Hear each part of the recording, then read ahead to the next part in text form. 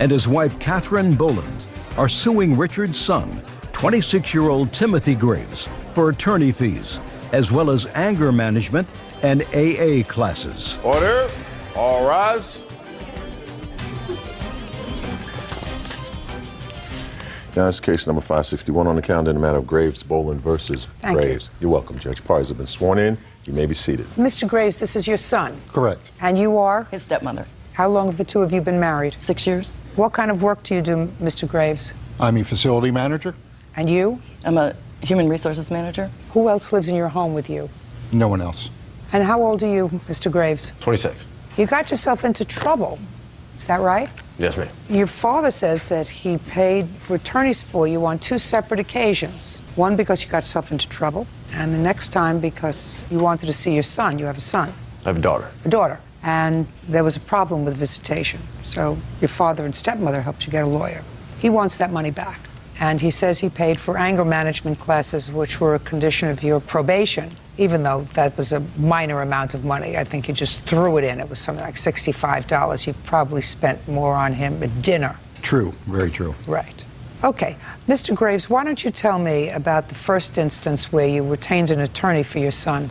Timothy was arrested on a violation of a restraining order and tried twice to gain a release. When was that, Mr. Graves? April, I think, or March, somewhere around there. It was March 19th, and he was trying to get bail and was denied bail once. And Denied any bail? Denied bail. Is this the first time you've been arrested for domestic violence? Yes. Was it a bad case of domestic violence? No, ma'am. And they would not set bail for you?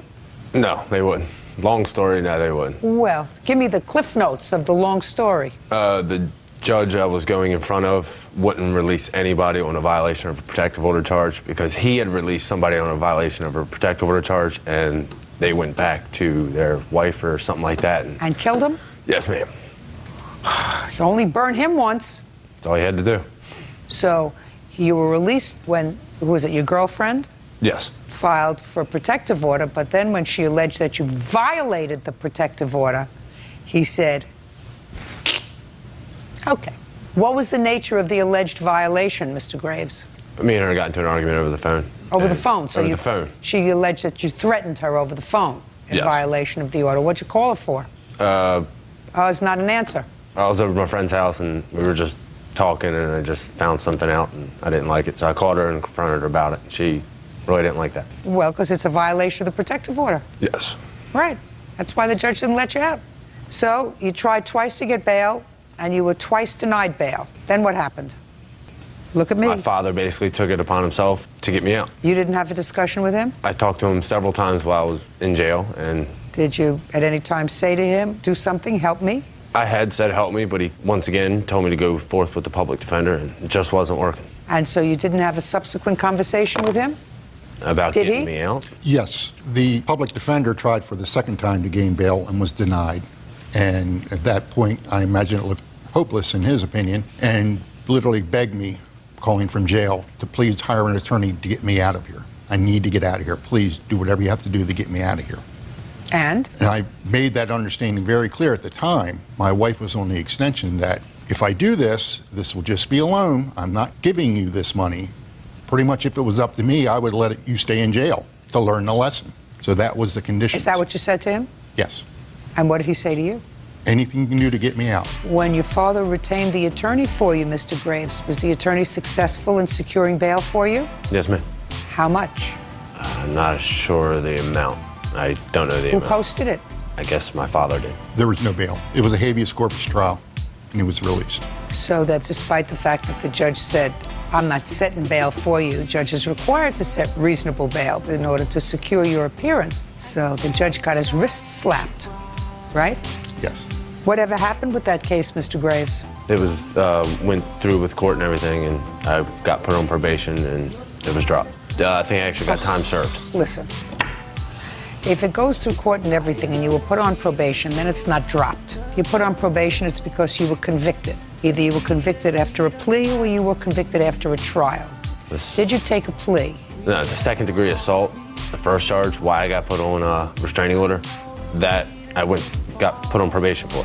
The violation of protective order, I got time served. That's done and over with. So you assaulted your girlfriend. In the sense, yes. How many senses of assault are there? There's a wide range. Well, give me your range. A cell phone at the ground and it bounces up and hit her. Is that what she says happened or what you said happened? That's exactly what happened. Listen to me. Is that what she claimed? Yes. And how injured was she? Not really. Any scratch on the head. Our daughter was in her room. That was the main problem. How old is her daughter? Our daughter's 18 months now. So you threw a cell phone at her, you hit her in the head, and she got a gash, and your 18-month-old daughter was in the room. Sleeping, yes. Pretty much. Pretty much. And then you heard something else that you didn't like, so you called and threatened her. Yes. And then she said to you, you're not getting visitation with this child because you have a bad temper. No. Well, an attorney was necessary in order to secure you visitation with your daughter, is that right? Yes. If your girlfriend wasn't complaining about your conduct, there wouldn't have been need for an attorney. You could have arranged for visitation without the necessity of having an attorney. That's what we had. That's what you had what? That's what me and her had. Even after I got released, I had my daughter every weekend. And then what happened?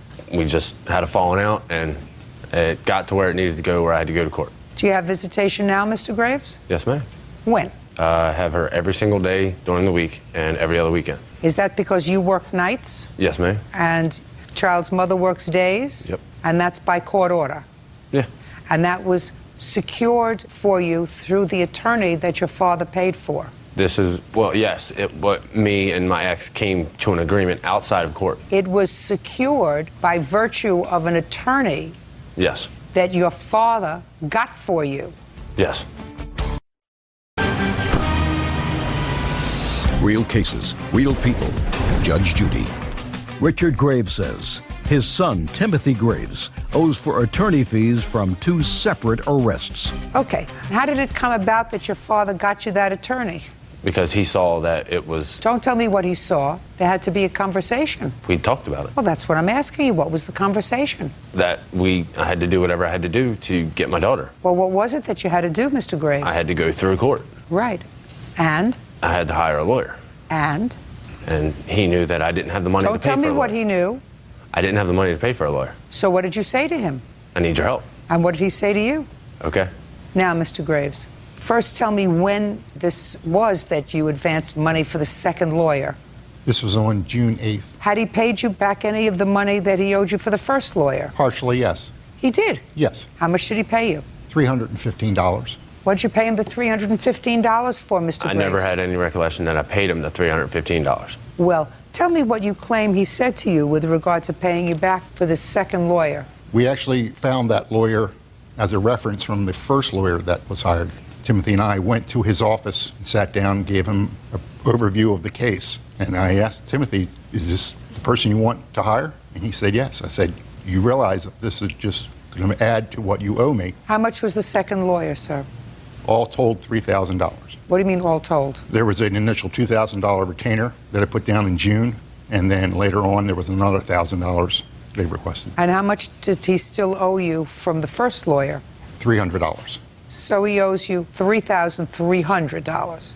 Correct. Not $3,360. The 60 was for the anger management class.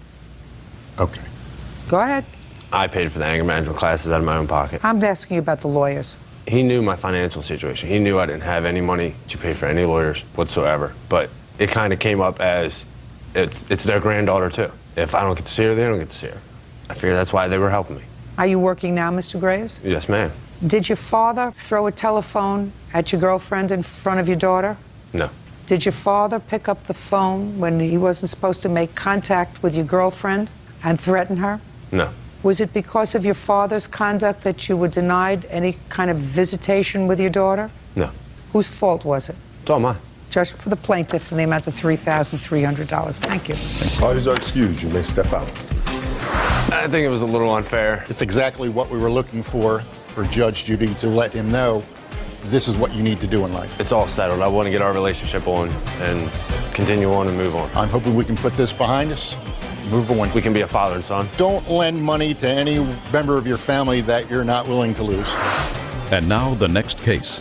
All parties in the matter of Turner versus Cisneros, Vu Mesa, step forward. 19-year-old Damel Turner is suing his former roommates, Chris Cisneros, Sarah Vu, and Mackenzie Mesa for breaking their apartment lease. Mr. Turner, which one of these young ladies was your girlfriend? The one on the far left. That would be you. You are Miss Mesa? Yes. According to your complaint, you and your girlfriend and the co-defendant and his girlfriend, also co-defendants, you all decided to set up housekeeping together and lease an apartment. Yes, ma'am. You moved in with your girlfriend, he moved in with his girlfriend, and you all signed the lease. Yes, ma'am. And then very slowly, one by one, they all took off.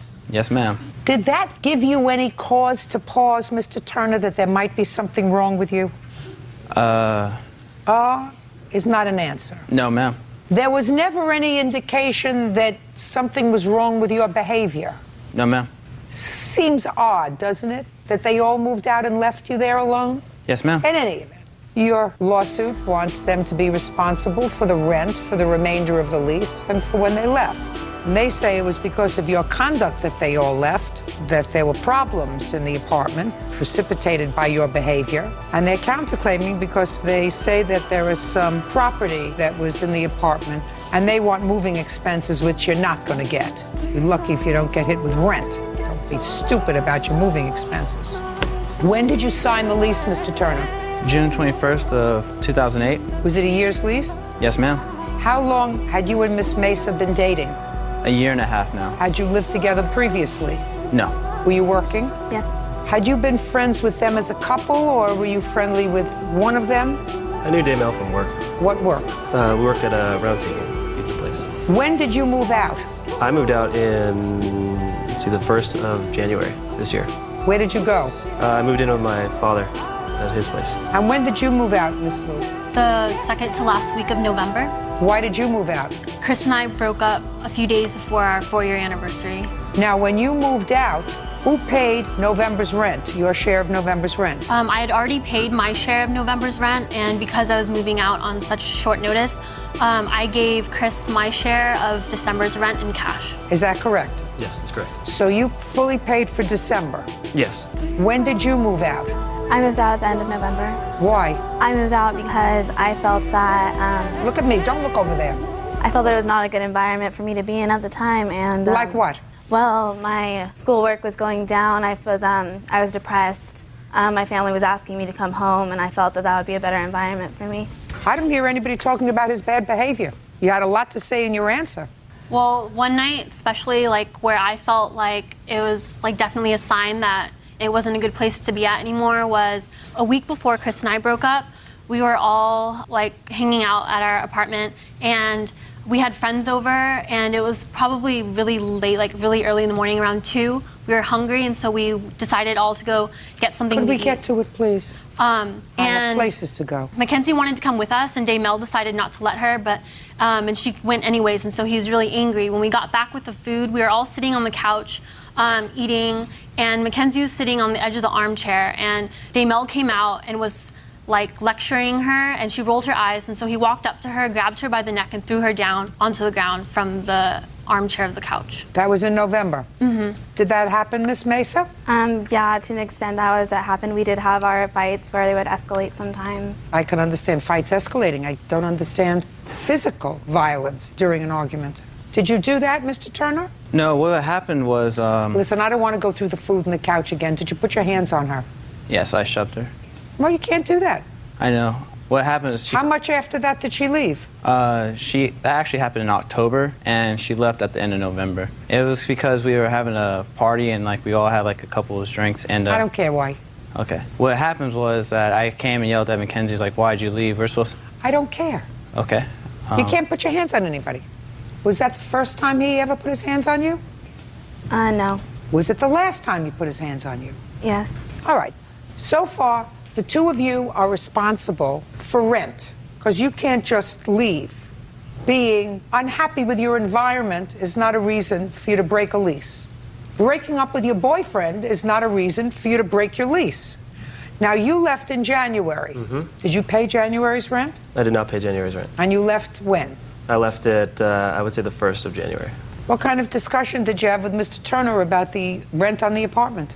The beginning of December, I told him that I wasn't going to be able to pay January and that I was going to go and tell the office that it was, time for me to leave. I was going to put in my notice. Damel asked me if I could give him the notice and wait till he got a roommate and then put in my notice at the beginning of January. Did you have that discussion with him? No, ma'am. He told me he was going to move to Australia with his brother, that he was going to keep paying rent until he decides on what he was doing. Well, that was back in December. That's what he's saying. And he said that you had that discussion. Yeah, this is December, but it's getting close to January, and he's told me that he's going to still keep paying rent until he figure out what he was going to do. He never, ever gave me any, formal or told me exactly when he was going to leave or ever went to the office and let them know either. So I can never actually get a roommate because they're all still on the lease, and the apartment won't let me put a new person on the lease until they're all off the lease. Did you take your names off the lease? I had signed the paper to get my name off of the lease, but I don't think it ever went through because I needed signatures from everyone else as well. What about you? At this point, when I went to go try and get... The answer is either yes or no. Yeah, but Damel's the only one who can sign us off. Did you get your name off the lease? No. What about you?